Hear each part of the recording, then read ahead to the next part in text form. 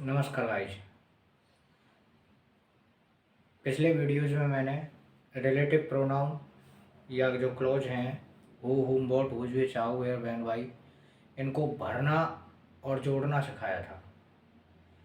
अब भरने के लिए कुछ एक्सरसाइजेज हैं, वो देखते हैं किस रूल के तहत भरते हैं, किस प्रकार से भरते हैं।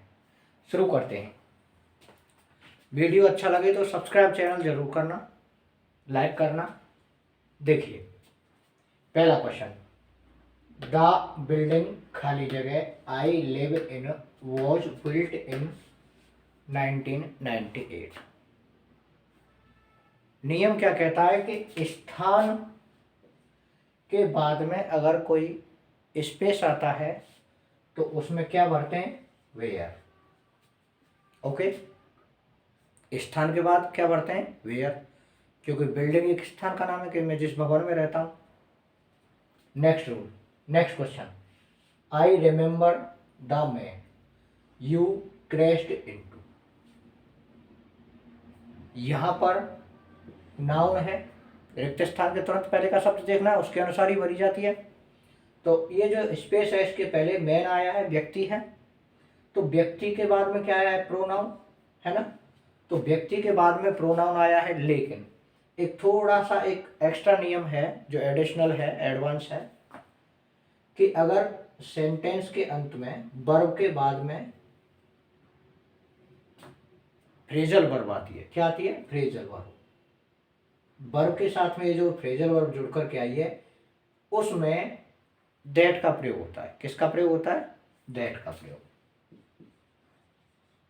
वैसे तो नियमानुसार यहाँ पर नाउन के बाद प्रोनाउन आया तो हुम का प्रयोग होना चाहिए था। दैट का प्रयोग वस्तु और जानवर सबके लिए होता है, जो विच के स्थान पर भी आता है और हुम के स्थान पर भी और हु के स्थान पर भी। इनटू आने की वजह से यहाँ पर किसका प्रयोग होगा? दैट का। नेक्स्ट,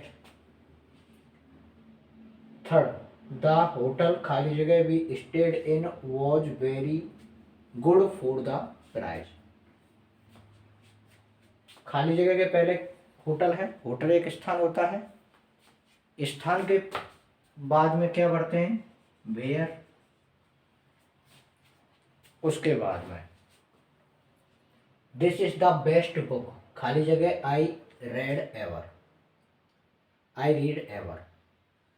तो देखिए यहां पर बुक है और बुक के पहले क्या लगा हुआ है? बेस्ट। बेस्ट सुपरलेटिव डिग्री का वर्ड है। सुपरलेटिव डिग्री के बाद में क्या, किसका प्रयोग होता है? दैट का प्रयोग।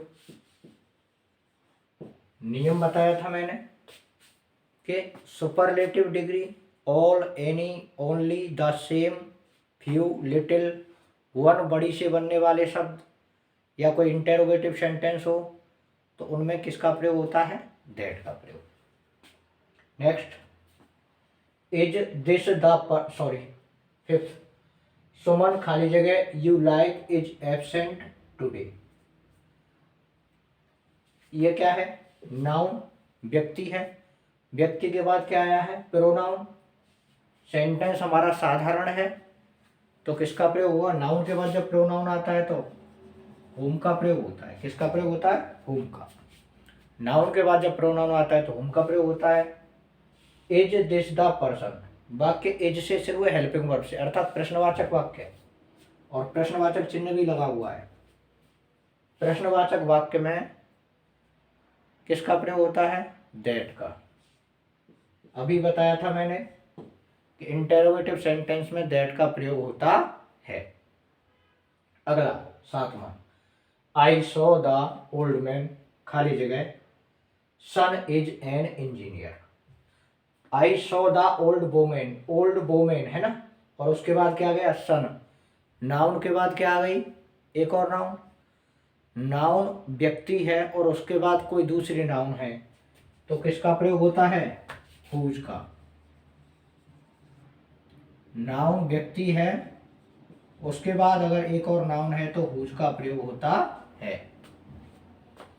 अगला एग्जांपल, किशन खाली जगह has been very ill died yesterday. इस वाक्य को अगर आप देखें तो नाउन है और नाउन के बाद क्या है, वर्ब। जब नाउन के बाद में वर्ब आती है तो हु का प्रयोग होता है। अगला, Rahul told the reason. Reason के तुरंत बाद किसका प्रयोग होता है, वाई का।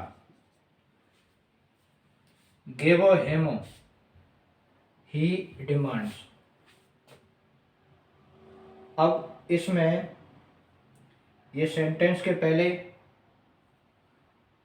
किसका प्रयोग होगा, वोट का। किसका प्रयोग होगा, वोट का। Next, I don't like the house in. ये एक नया नियम है जो विच के लिए है, क्यों, क्योंकि हाउस तो स्थान है और स्थान के हिसाब से तो वेयर इस्तेमाल होना चाहिए। लेकिन अगर रिक्त स्थान के पहले कोई प्रीपोजिशन है, नियम क्या है, यदि रिक्त स्थान के पहले कोई प्रीपोजिशन है और तो उसके बाद में विच का प्रयोग किया जाता है। तो उसके बाद में किसका प्रयोग किया जाता है, विच का। Next, Jyoti will never forget the year, खाली जगह शी गॉट सक्सेस। ये क्या है, ईयर। ईयर क्या है, टाइम। और टाइम के बाद किसका प्रयोग होता है, व्हेन का। किसका प्रयोग होता है, व्हेन का। तो ये थे दोस्तों नियम।